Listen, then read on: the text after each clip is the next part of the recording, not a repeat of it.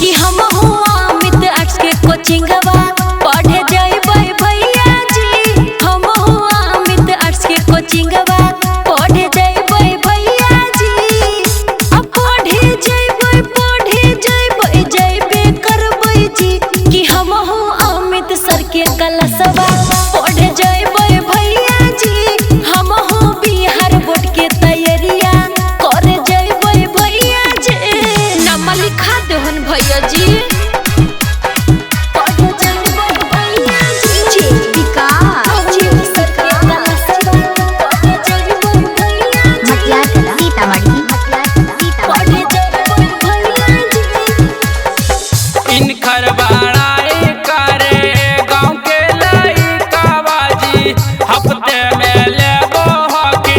सबके परीक्षा बाजी भैया बहुत अच्छा पढ़ाबो हखिन। इन खरबड़ाई करे गौवक लइका बाजी। हफ्ते में लेबो हखिन सबके परीक्षा बाजी। संडे से हमरा मंडे बोललखिन भैया जी। कि हम अमित सर के कोचिंगवा पढ़े जइबै भैया जी।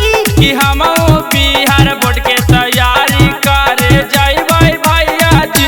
जल्दी चलो ना भैया जी। पढ़े जइबै भैया जी। अमित सर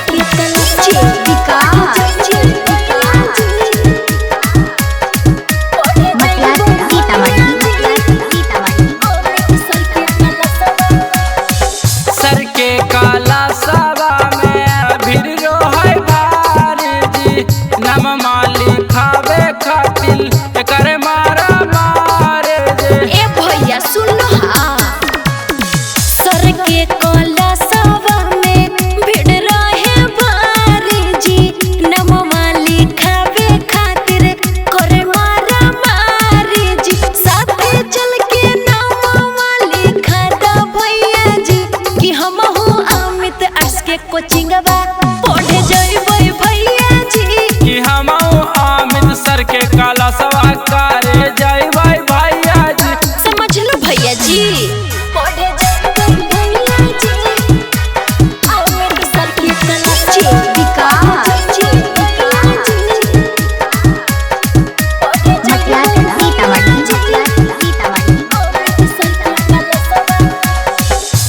एम रानी के भैया मन लो कहनमा जी।